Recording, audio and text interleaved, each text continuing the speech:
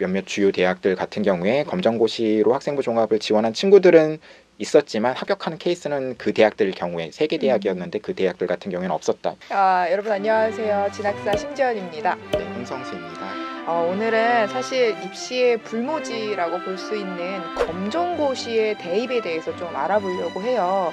아무래도 지원을 하는 학생의 수가 많지 않다 보니까 확실히 입시 정보에 있어서도 좀 제한적인 것들이 많더라고요. 많이 다루지를 않잖아요, 그렇죠? 이거 많이 볼까요? 그래도 뭐 이 검정고시를 준비를 하는 학생들이나 혹은 아무래도 관계자분들은 보시지 않을까 싶기도 한데 아마 네, 뭐 어쨌든 준비한 거니까. 네, 그래서 준비한 보든 안 거니까. 네. 연구님 너무 부정적이신 거 아니에요? 네, 그럼 시작을 한번 해보도록 하겠습니다.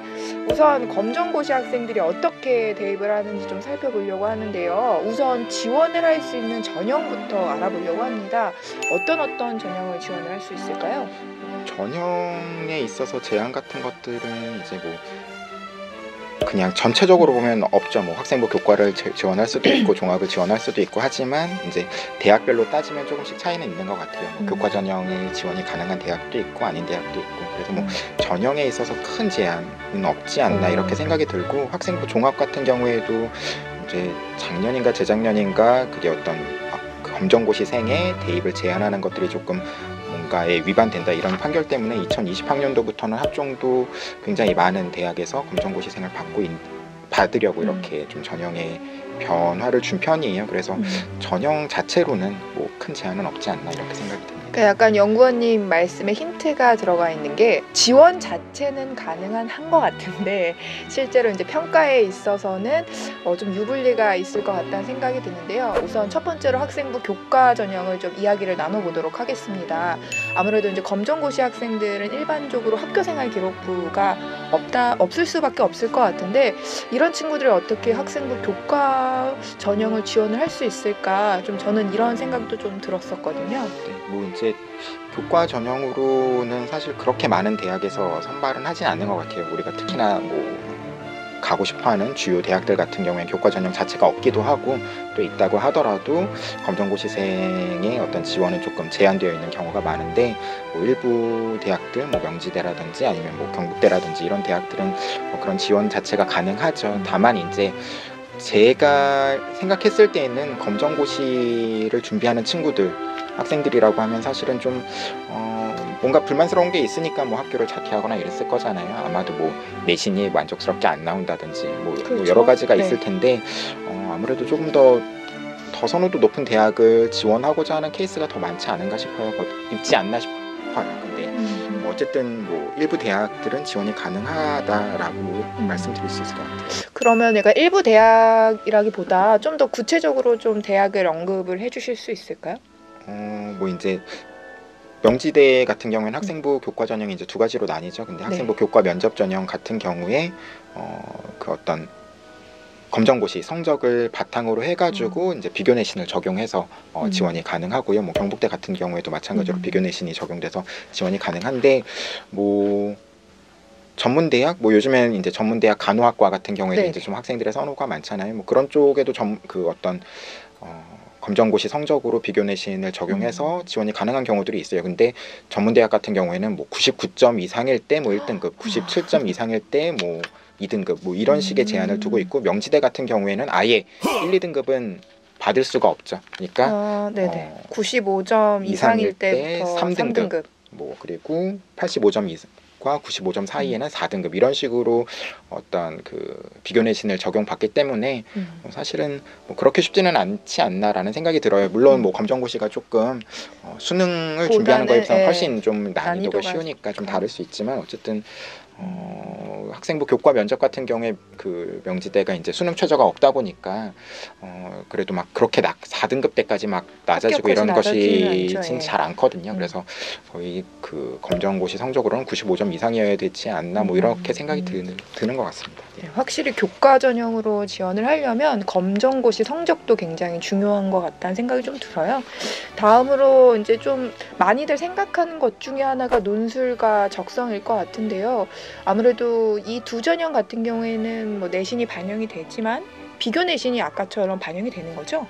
네, 비교 내신을 이제 뭐 논술 성적을 통해서 비교 내신을 적용해 주는 것도 있고요. 또 아까 교과 전형처럼 어떤 검정고시 성적을 바탕으로 해서 비교 내신을 적용하는 것도 있고, 이제 지원 자체는 대부분 어떤 그 검정고시생 같은 경우에는 정시를 가장 이제 노리는 경우가 많은 것 같은데, 수시에서는 뭐 논술을 논술을 지원하거나 적성을 지원하는 친구들이 있는 거겠죠. 그래서 그런 친구들은 뭐 비교 내신을 적용받고 그런 논술이나 적성이라든지 이런 것들이 사실 뭐 합격생들의 평균 내신이 엄청 높거나 이렇지는 않기 때문에 충분히 뭐 지원이 가능하지 않나 생각이 듭니다. 네, 그 사실 이제 이 부분을 좀 이야기를 해보고 싶었어요. 학생부 종합 전형도 지원은 가능하다라고 얘기를 해주셨잖아요. 근데 사실 이제 교과 전형은 이제 비교 내신이 반영이 되다 보니까 뭐 지원을 한다고 해도 뭐 유불리가 클 거라고 생각은 하진 않았는데, 학생부 종합 전형은 약간 좀 차원이 다르잖아요. 그쵸. 사실 이제 주 평가가 되는 학교생활 기록부가 없는 학생들한테 약간 보충 서류를 받아서 평가를 한다라는 건데, 사실 이게 합격 가능성이 정말 있을까라는 생각이 좀 들기도 하거든요. 네, 뭐 합격을 하는 학생이 전혀 없다, 뭐 주요 대학에서 전혀 없다라고 할 수는 없을 것 같아요.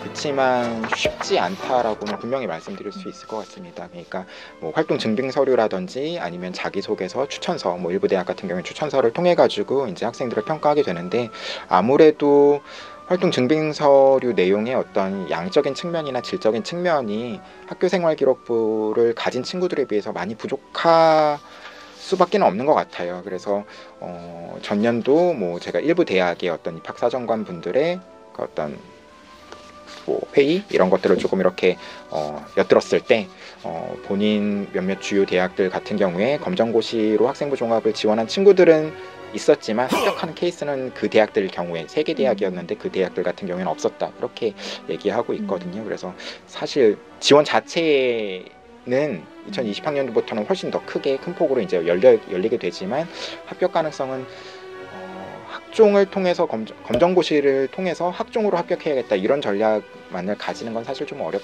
거라고 생각이 듭니다. 확실히 학종만으로 이제 지원을 고려한다라는 게 보다는 사실 다른 전형도 함께 고려를 해봐야 할 것 같아요. 사실 검정고시라고 해서 저는 좀 이렇게 정시만 고려를 하지 않았으면 하는 바람이 좀 있기는 했었거든요.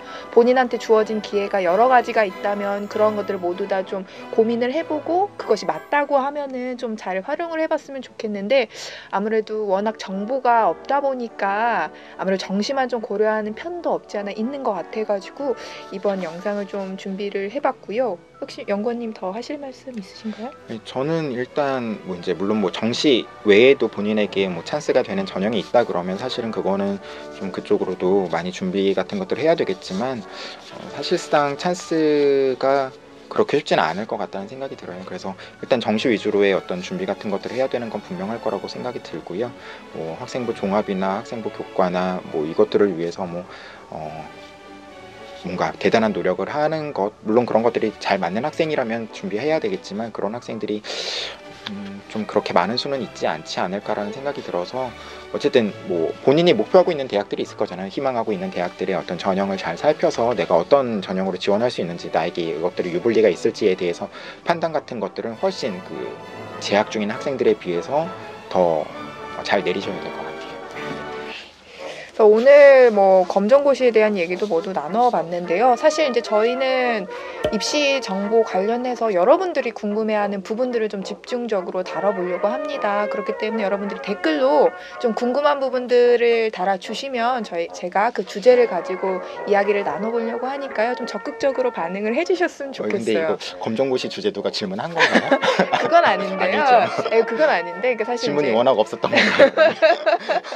여러분들 좀 댓글 좀 달아주셨으면 좋겠어요. 그래서 또 제가 댓글 읽기라고 영상도 찍거든요.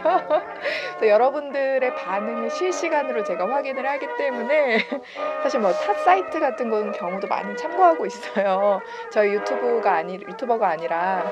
그래서 여러분들이 좀 적극적으로 반응을 해주시면 저희가 좀 빠르게 대응을 하도록 하겠습니다. 자, 그러면 다음 주에도 더욱 알찬 입시 정보로 돌아오도록 하겠습니다. 여러분 다음 주에 봐요. 안녕.